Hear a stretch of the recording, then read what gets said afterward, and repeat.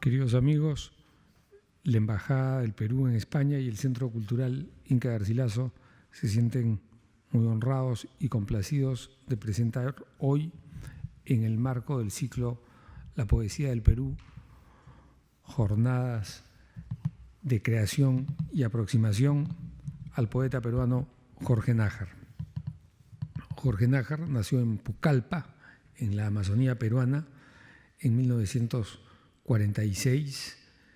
Pasó buena parte de su infancia en Iquitos, estuvo luego estudiando en Lima, figura entre los fundadores de un movimiento poético muy importante en la historia de la literatura peruana de las últimas décadas, como fue el movimiento Hora Cero, que tuvo entre sus principales animadores a los poetas Jorge Pimentel, Juan Ramírez Ruiz, que falleció ya hace unos años, Enrique Verástegui, por supuesto Jorge Nájar, y al que después se unieron otras figuras como Tulio Mora, recientemente fallecido también, y en fin, una serie de autores muy importantes para la poesía peruana.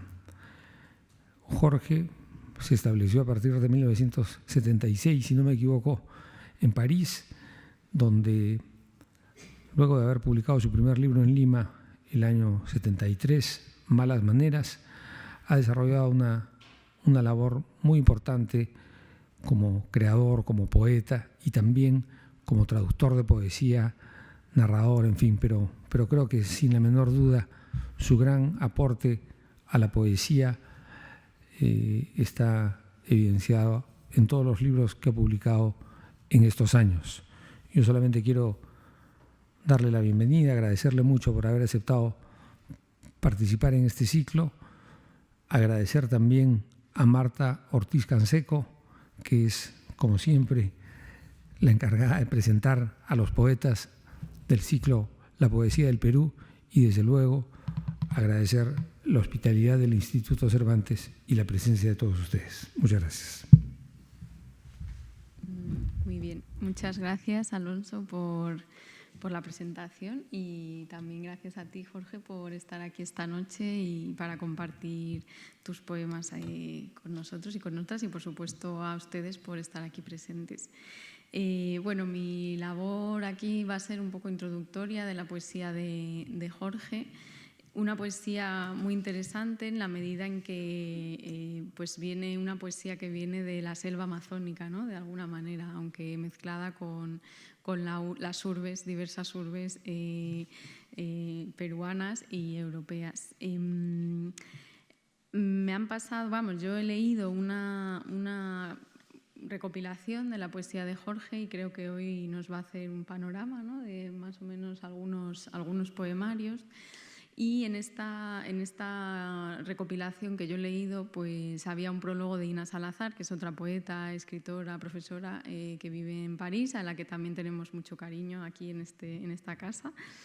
Y bueno, pues su prólogo ha sido también muy revelador y quería rescatar algunas de las ideas que ella expone, también hilarlas con mi propia lectura para hacer la presentación de la poesía de Jorge, que no deja de ser una presentación personal mía. Así que, bueno, como para dar algunos apuntes y quizá les pueda servir para la hora de escuchar a Jorge leer, pues nos pueda servir como pequeños hilos y pequeños pasos, pequeños escalones donde apoyarnos quizá en su propia lectura.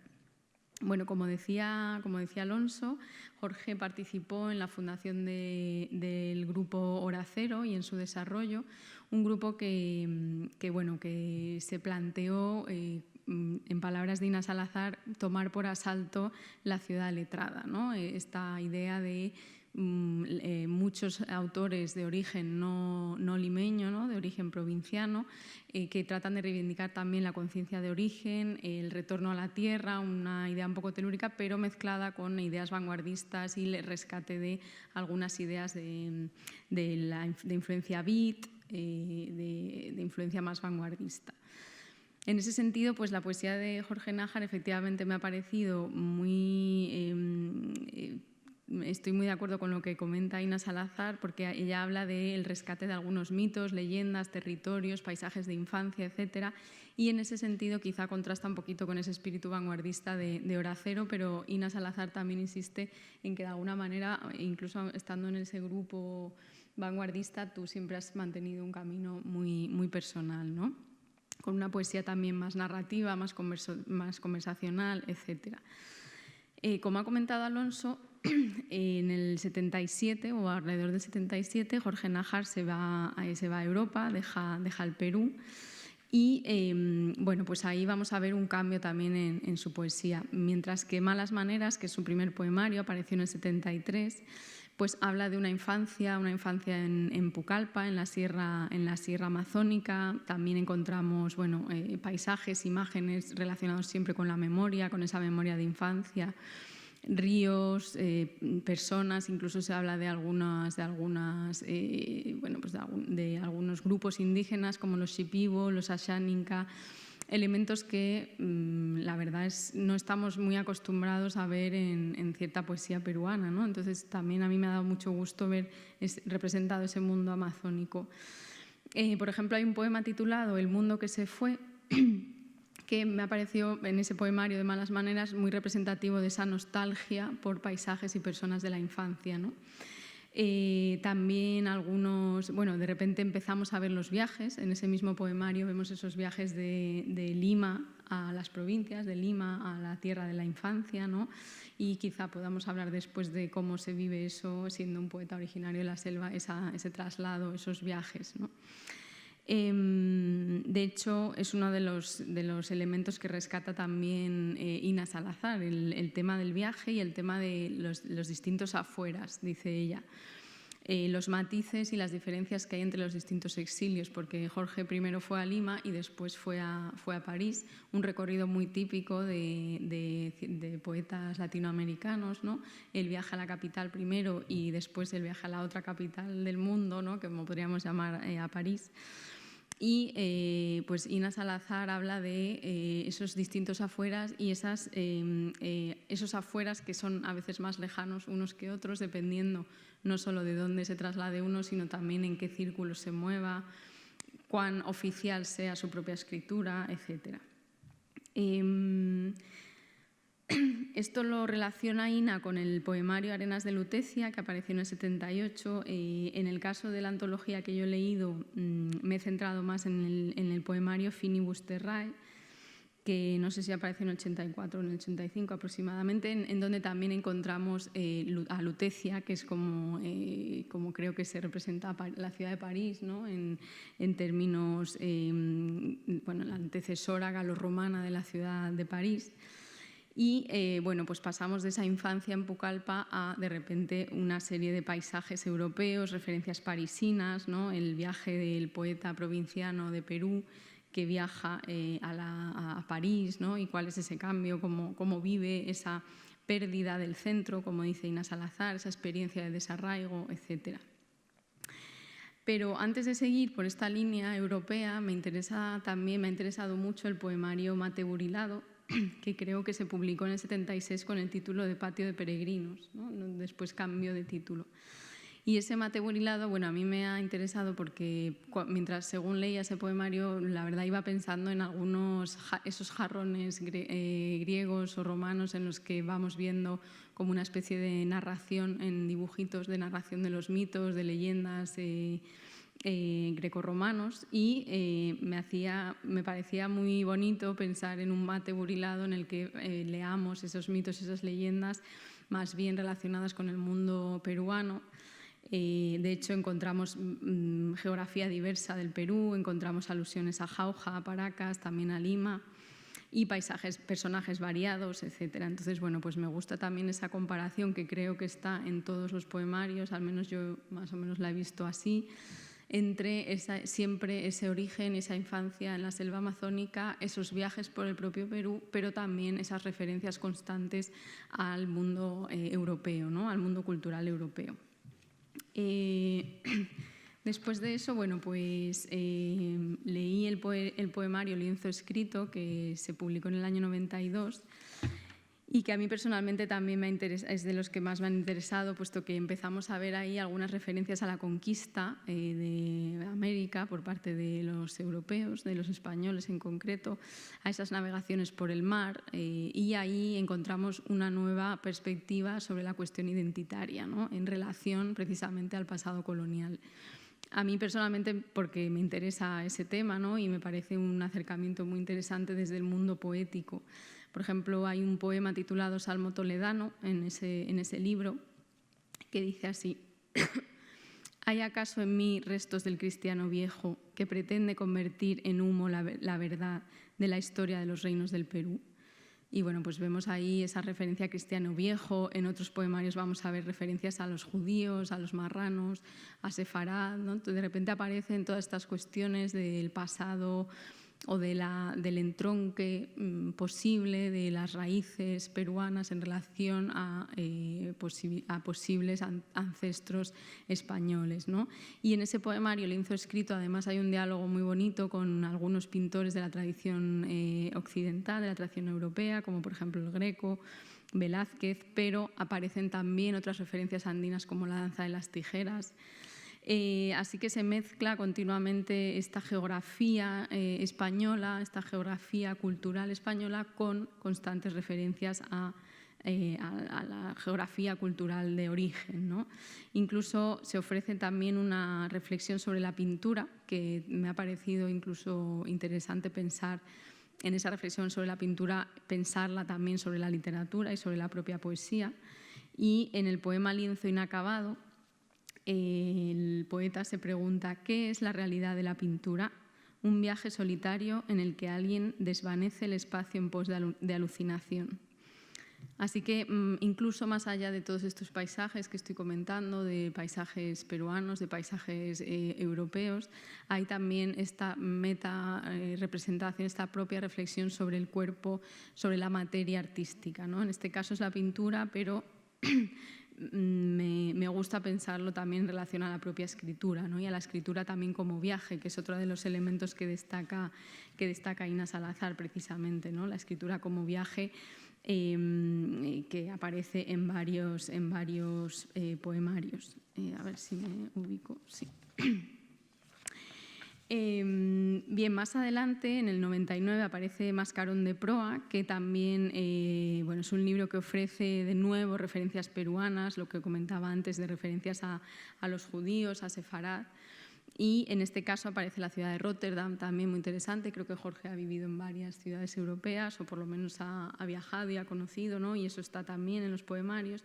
Hay referencias a la mitología occidental, Nausicaa, al poeta Homero. Entonces, este Mascarón de proa del 99 me parece que aglutina muchos de los elementos que venimos viendo que han ido apareciendo en cada uno de los poemarios previos, y en este caso me dio la impresión de que juntaba varias de esas referencias, ¿no? Después aparece, en el libro que yo leí aparece un poema titulado Spiritus, en el año 2005, pero eso es un poemario que apareció el año pasado, ¿no? O sea, en esta... Se ha editado en su versión bilingüe en Francia. Sí. Eso es, el año pasado. En este caso, este poema de la recopilación se abre con un dintel, según lo titula Jorge Nájar, como una explicación sobre este poemario en el que comenta, y le cito: tal vez sea el canto más autobiográfico que hasta ahora entono, la vida de un amazónico que se ha ido y que regresa cada vez que puede.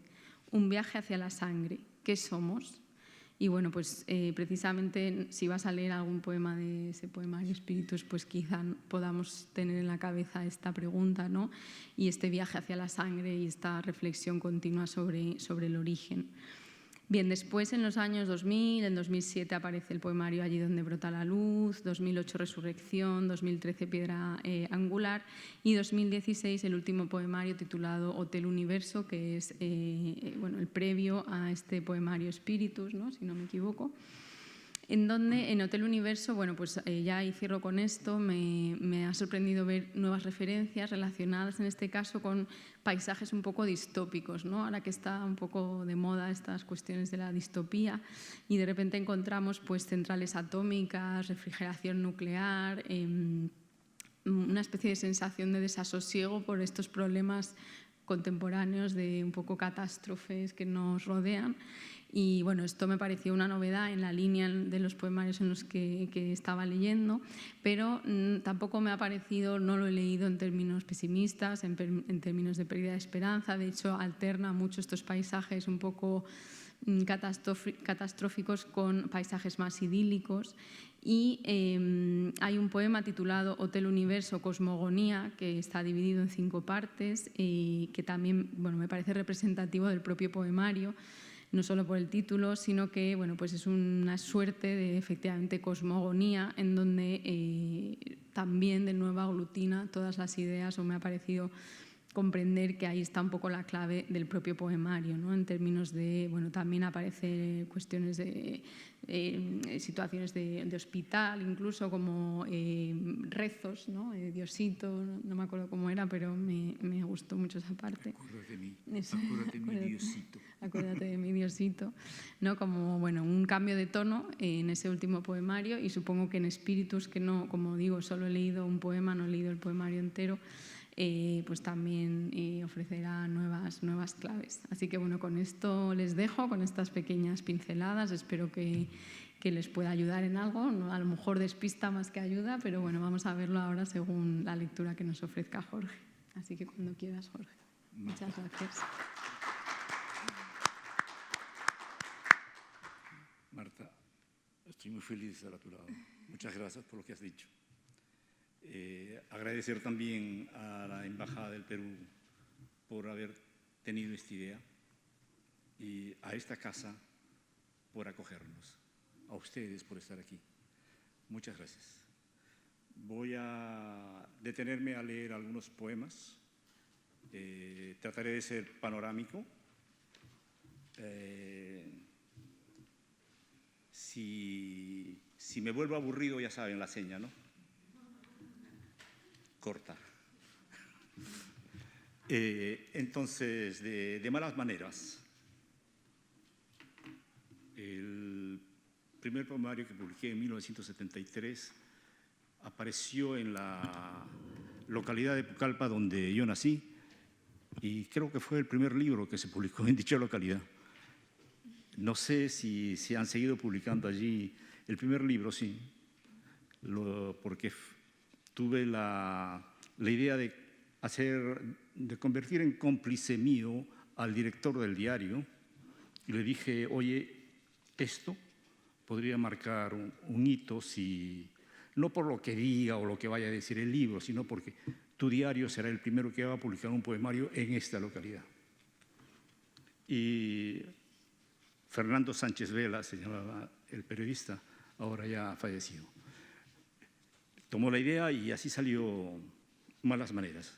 Entonces, de Malas Maneras voy a leerles Noches de Cachaza. Íbamos a lo largo de los árboles del puerto, descifrando los augurios de los pájaros, una manera de jugar con nuestras propias vidas. Desde las embarcaciones subían las voces: estamos hasta el cogote, carajo, puta tierra, putos montes, ni siquiera un lugar para morir. Pero seguiremos bailando hasta el amanecer. Tenemos aguardiente, tenemos cachaza, tenemos todo el amor que se nos antoja, y esa es nuestra mayor gloria. Era su manera de jugar con la vida. Bailar hasta arder en su propio fuego. El rey de la fiesta sonreía en la cubierta del barco y al vernos en la loma del puerto gritó: ¿qué hacen por aquí, muchachos? Ya es tarde. Regresen a casa antes de que se acabe el mundo. Ya sabíamos que amar también es quemar vanidades, escapar del tumulto, inventar otras ambiciones. El Odiseo que gritaba no nos vería volver a casa, jugando con nuestras propias vidas. En la oscura noche de la cachaza y las sirenas, nosotros también ardíamos en la luminosa oscuridad, soñando descubrir todo lo que la noche oculta en la turbia luminiscencia de los puertos. Malas maneras. El centro de la fiesta tiene 3 secciones. 1. Sé que eres tú esa chispa que arde en la oscuridad. Llegaremos a tomar distancia de los ángeles arremolinados en la curva de los caminos. Romperlo todo era el único propósito, echarlo todo por la borda, al diablo los ángeles, cavar una profunda tumba en el aire para nuestro desgarbo adolescente. No creer en ninguna patraña de los arrabales, la felicidad en una cabaña jugando con serpientes, solo la exageración, solo la pureza y nada más. Pero vuelves tú embebida de noche. 2. Trato ahora de encender una luz para saber cómo limpiar de nuestras vidas el rencor y el humo vano de aquellos días. Estrellita negra del amanecer. En la opacidad de aquellos días comencé a escribir lo que nadie entonará. Tu adoración y tu rencor. Todo quedará perdido en el fondo de algún desván. Papeles rotos, cuadernos quemados, cenizas tal vez en el fondo del olvido. Ser siempre puros, donde sea y sin tregua. 3. En esa agitación fui asaltado por el desprecio del desbarajuste como tabla de salvación.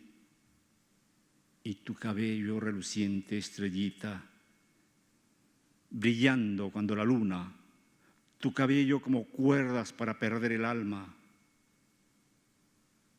Fantasma que desde entonces no he podido controlar. En esa bruma se extravían los papeles rotos que nos llevarían a los dominios de los furibundos ángeles que fuimos.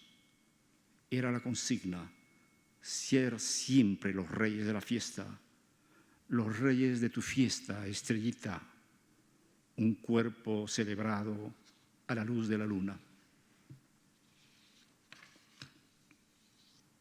Del mismo Malas maneras, la libertad y el canto. Después de hilar toda la tarde el arte de vivir, bajo hacia el puerto silbando una rumba. Soy tan pobre como la naturaleza, pero puedo putear al que me da la gana. Al oír mis patrañas, ella enciende una alcuza y al reconocerme, la apaga lanzando carcajadas a la luz. Era como una antigua diosa de un mundo extinto, cobriza, delgada, de pechos menudos. Y yo moría por esos arranques desde que la descubrí, con cestas de sábalos tiernos en los brazos y los cuchillos bien afilados en la cintura. ¿A dónde vas con tantas promesas? Susurré a sus relucientes aretes. Busco otra vida, muchacho, ahora que en la noche sube la certeza del primitivo parentesco entre la libertad y el canto. Eso dijo en aquel inicio de la noche, y desde entonces yo todavía vivo iluminado por esa luz, avanzando entre las sombras, avanzando.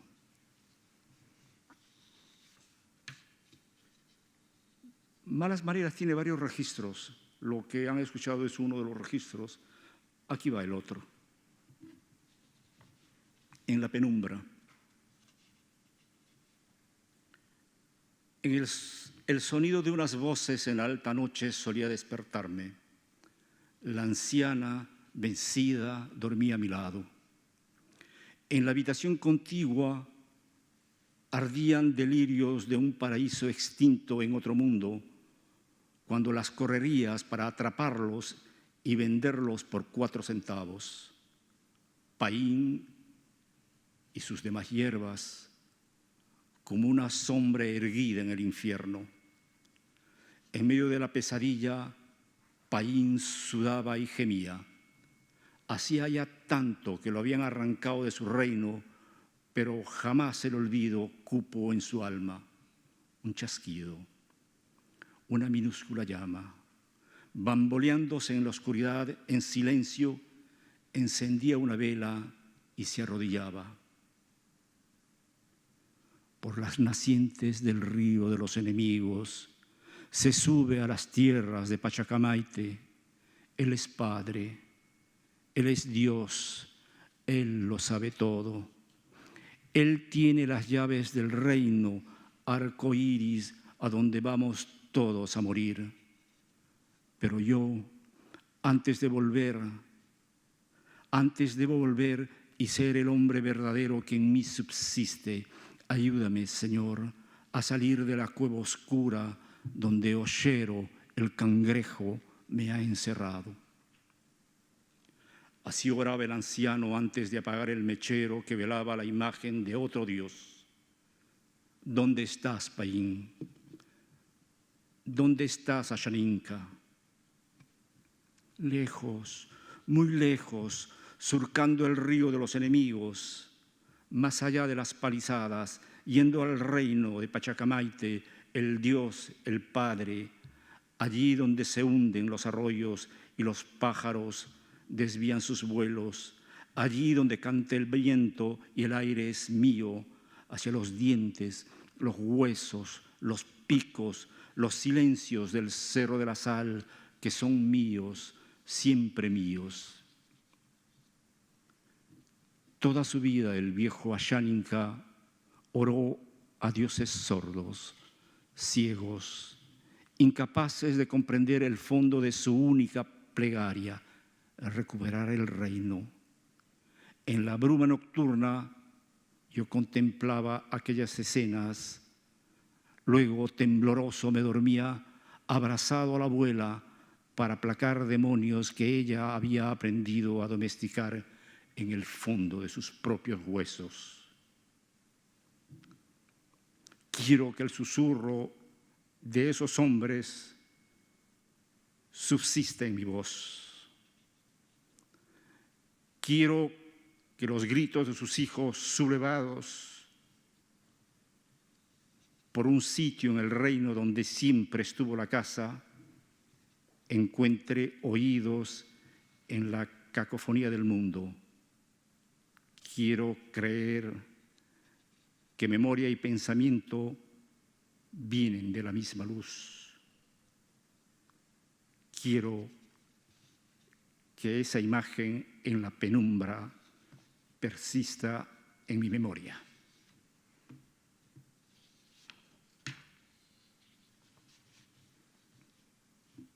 Marta citó un poema, El mundo que se fue. Aquí, el mundo que se fue.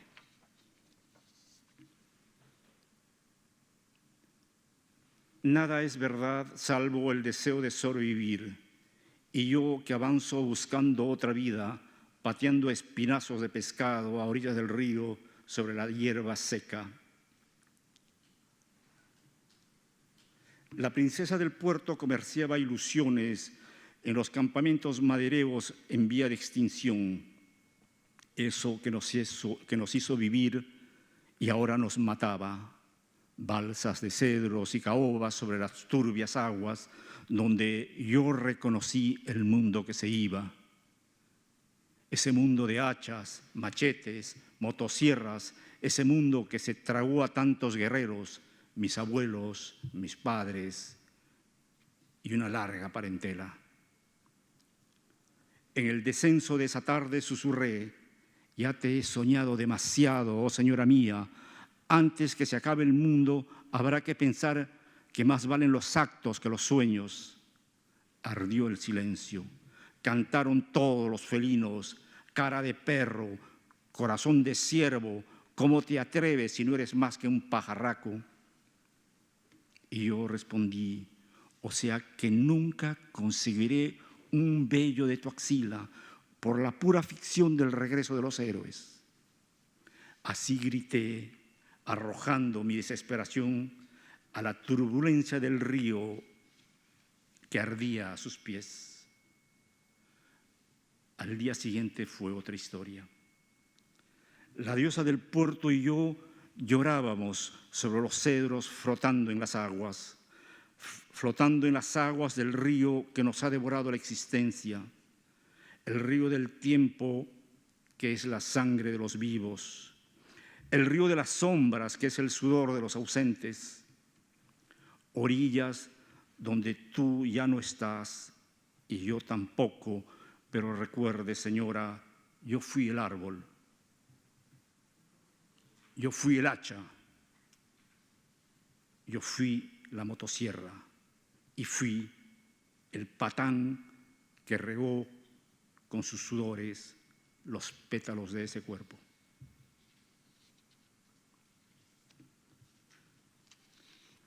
Siempre de malas maneras, uno tiene mucho afecto por sus primogénitos y creo que estoy dando prueba de ello. Equinoccial. ¿Cómo pasa el tiempo? Otra vez volando hacia el centro de la noche, a ciegas, atado a las malas maneras de vivir y entrever el resplandor por el lado más oscuro. Vivir en el movimiento constante y quebrarse de pronto en un viaje hacia adentro de uno mismo, como quien se hunde enloquecido en la ceniza. Llegar a ciudades llenas de sombras y salir de ellas jurando no regresar. Partir al amanecer o en el verano con la lluvia y el viento viajando a nuestro lado. Nos íbamos para no volver del infinito fugaz. Nos íbamos para no volver del cometa en fuego en que nos derretíamos. Cargábamos con las sombras que poblaron nuestra casa, con su memoria, su patio y su árbol. Partíamos con la grey incontenible y nuestros utensilios de viaje, un maletín de sueños, para continuar caudalosos hacia la vida por los extraviados senderos del universo. Arrancábamos para proseguir cansados y agitados, pero al cabo contentos, con tierra en las manos y un olor a lluvia en el alma, hierba fresca.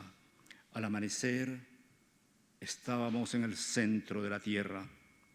A un lado estaba el Padre de las aguas brotando del corazón del continente y yo, mi cuerpo y sus cenizas, girando en las profundidades, atado al deseo de mis congéneres. Al atardecer pisé la línea invisible y me dormí. Quédate, nueva sangre te sobrevivirá, decía una mujer en medio del sueño. Abriendo y cerrando la puerta de una isla, la imagen permaneció invicta hasta el alba y cristalino el río que me habita. ¿Qué hemos hecho de las utopías que nos lanzaron hacia la turbulenta noche? Sentir la sumisión de los instintos en las calles patibularias, pisar la frontera de los clanes y desmoronarlos, seguir la huella de los viajeros sonámbulos alejándonos del jardín irremediable y así sobrevivir intactos en el cometa que nos arrastra, con toda la casa y sus sombras, todas dentro de nosotros. Y para acabar con malas maneras, ya he dicho muchas malas palabras además, primera y última imagen. El turbio universo de los puertos será la primera y última imagen. Fantasmas que cantan en los puestos de mando.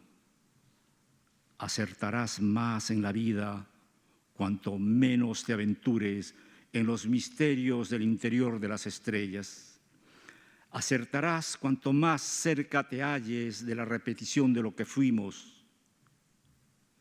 Son las voces de las sombras en los camarotes donde se ocultan los leprosos. En las dificultades, muéstrate decidido a repetir los modelos ancestrales, el nervio central de nuestra existencia. Eso dicen mientras bailan y beben noche y día, ayahuasca, cachaza, infame mentira, mundo infame, adiós, adiós, habitaré otro mundo, lejos de las falsas promesas. Hasta ahí malas maneras. También me has hablado de Mate Burilado que salió prácticamente en las vísperas de mi viaje hacia Europa. Mate Burilado, en realidad, cuando apareció en Lima, fueron dos entregas. Fue una primera plaqueta llamada Noche de Brujos y un librito llamado Patio de Peregrinos. En París, cuando tuve la suerte de conocer al editor de Follavoine y me dijo que quería publicar un libro mío, y como yo no tenía ningún inédito, me atreví a fusionar esas dos entregas limeñas, y de esa entrega nació este mate burilado. Todos saben lo que es un mate burilado, ¿no? Es una calabaza seca donde se cuentan muchas historias. Y tú los has comparado con unos jarrones del Egeo, magnífica comparación. Muchas gracias. Aquí las imágenes que se pueden leer en ese mate. Buril en mano, punta quemada en su propio incendio, insomne, el creador contempla el paisaje. Registra la memoria del mundo en la redondez y limpieza del fruto, y al hacerlo canta: amigos, falsos y reales, ya sé que la tierra nuestra se hunde, mientras el diablo va por los montes, combatiendo con denuedo y matando. Y ante tanto desastre confieso no haber hecho nada por nadie, no haber agitado banderas ni acogido al combatiente que me encomendó su familia a cambio de un puesto en la lucha. No oré a los dioses, no canté alabanzas. Cuando la gente partió a la guerra, no dije este brazo es mío. No entregué el diadema de la victoria al compañero que partió sin casco y sin coraza. Tampoco a la mujer que amé y que marchó a la vanguardia con los primeros hielos del sur, donde moriría carcomida por la sal. No hice nada por nadie.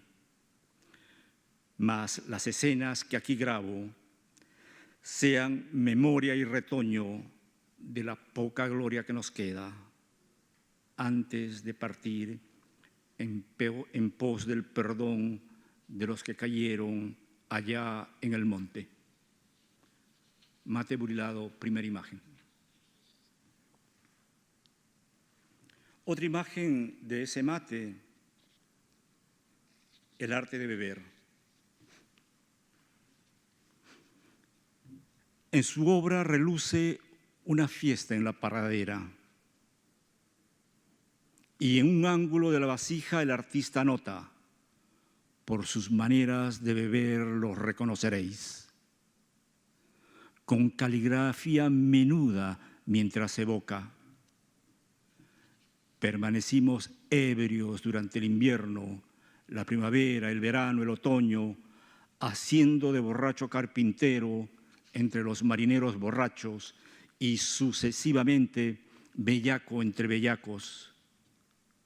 Mas todas las diligencias para diferenciar al que afirma que luchará con denuedo por la sangre, por la tierra, por la historia, de aquel que no dice nada y llora, se cae y se levante, fueron inútiles. Como es inútil pensar en las raíces entre bellacos y buscones cuando ardes vida en todo el ser. El que mañana caerá con los brazos abiertos no será más que un hombre y su espanto cuesta arriba contra el viento.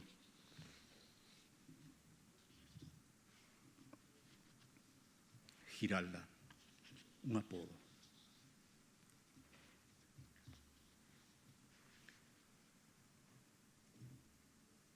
A mitad del camino, ¿pero de qué viaje? Pozos abandonados y relámpagos en el asfalto. ¿Qué esperabas? Pregunta ella a lo lejos, un pétalo colorado.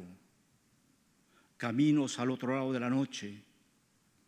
Un gesto proteico y un astro azul anaranjado se apaga entre las hojas de la casuarina del patio. Desde entonces, el mar se encabrita cuando ella pisa solitaria a sus orillas, cuando ella pisa el rabo del gato inventado ayer y que hoy, como este pájaro, también canta en los tejados, esperando que otro cuerpo celeste baje, con hojas de tilo brillando, nuevos ritmos y ese olor indescifrable que a veces tienen los caminos en el aire. Y en las ventanas, frente al mar, en el ruido del océano de Lima en invierno, por donde ahora el viaje muerde con sabor de hielo, sus pasos que mojan la hierba y la historia de planetas mordidos como si fueran manzanas, sus pasos serán lámparas ardiendo bajo el agua. Pero si callo, si gozo y a veces niego, es porque si esa sonrisa del tamaño de una nebulosa no hubiera existido, o si yo no la hubiera soñado, hoy sería mudo. Y otro, el cantor de esta historia, mudo, y otro, el autor de esta imagen desnuda que arde en la cima de la casa que pinto. Para salir de ese mate burilado, final y fuga.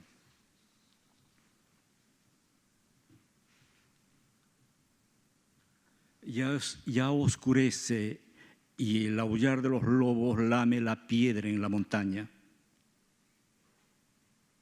Y el Creador no ha podido condensar su vida en la esfera del recipiente. No se condensa una vida, ni el dolor, ni los goces, piensa añorante mientras entona una vieja plegaria. En lo alto de la montaña, Padre, tus alas ardientes tejen caminos para no olvidar, para volver a estas cumbres donde tus manos nos lavarán de las cenizas del viaje. Cuando la vida haya hecho de nos chasquido de viento en el desierto, con tus alas de plata que ahora cierran el día y nos detienen, ayúdanos pues a saber con quiénes avanzar mañana por los senderos donde engorda el escarabajo azul. Ayúdanos a cruzar los puentes y distingue debajo de la escarcha, entre las rocas, la tierra que soñamos y cuya savia esta vida pende.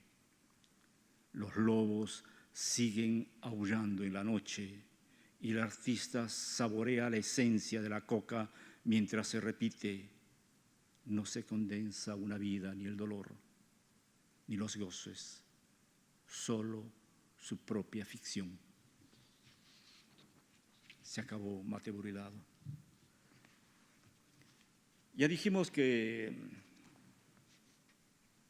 Espíritus era un regreso al mundo amazónico, porque entre tanto, en mi vida se abrió, en mi escritura, en la poesía se abrieron unos ciclos que eran los ciclos de lo que he dominado, se ha denominado finibus terrae, es decir, ese sentimiento de extrañamiento.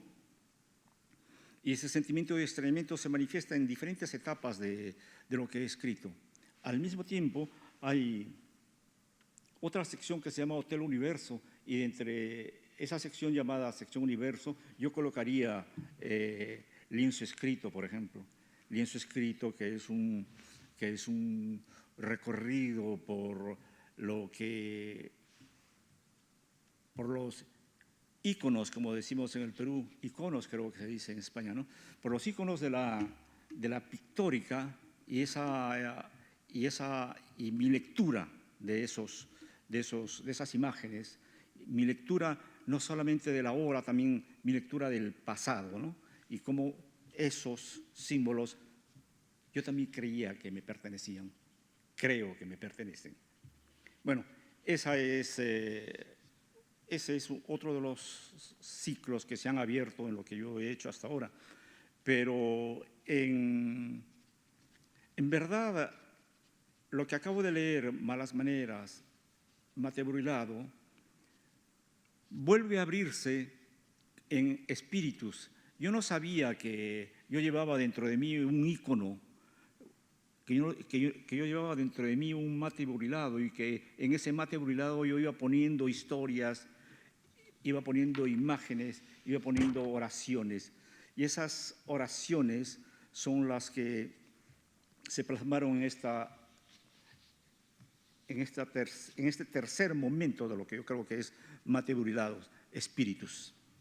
Espíritus, que es un regreso al mundo amazónico, que es un regreso al mundo peruano. En Espíritus, el poema que abre se llama Árbol de Luz.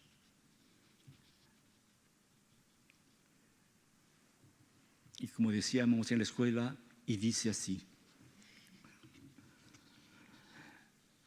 labrado por el placer y los años, estoy a los pies del árbol madre, con los ojos brillantes, descalzo, avanzando hacia la sangre. Subo desnudo por los aires, los ríos, donde me plazco, lloro, canto. Subo hacia las inocentes flores que mis afanes le arrancan. ¿El viento negro pretenderá devastarme? Más arduo sería quedarme en silencio, inmovilizado por las mariposas de la noche. Saltan los pétalos, saltan los cogollos, materia generadora de la vida. Soy ese camino hacia la luz, soy el camino que se hunde en la verdad.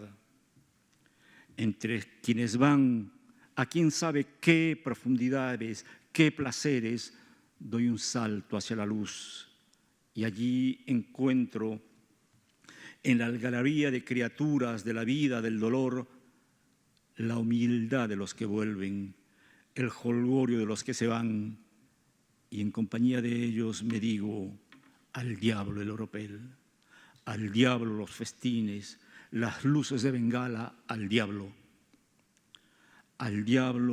los precipicios del vivir en la guerra de todos los días. Mejor sería quedarse soñando a tus pies, viejo árbol, limpiarse de la vanidad oculta en el aire tan simple que nadie ve. Y en el charco amarillo, el reflejo de la luna, del colibrí cantando, mientras saboreo tu grandeza. Con tu savia vienen las promesas de otro mundo, de otro sueño. Poco importa si al despertar la noche arda o no, pues lo que sí cuenta es brillar bajo tu sombra. Árbol de luz. Es la apertura a espíritus. Luego viene un largo poema que se llama Purificación, que es una especie de proceso de sanación prácticamente. Ese proceso de sanación se cierra con un poema llamado Invisible. Y así, una vez llegado a esa condición, me callaré.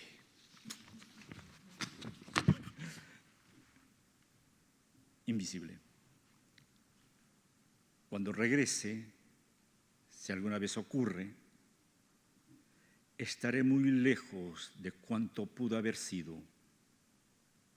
Un hombre que abre los brazos y vuela, árbol florido, gota de rocío. Avanzaré más allá de todo lo que me ha unido a la raíz. Me hundiré en lo más hondo de todo lo que me ata ¿a qué? Más cerca de donde nunca estuve, cuando me toque volver con los brazos abiertos. En el instante en el que ya no sea ni roca ni árbol, solo una gota de rocío, cada vez más lejos del dónde, del cuándo, del qué, y permaneceré grabado en el aire como un trazo invisible, lleno de colores, manchas, rasgaduras, cuellos, ojos, y nadie podrá descifrarlo. He dicho.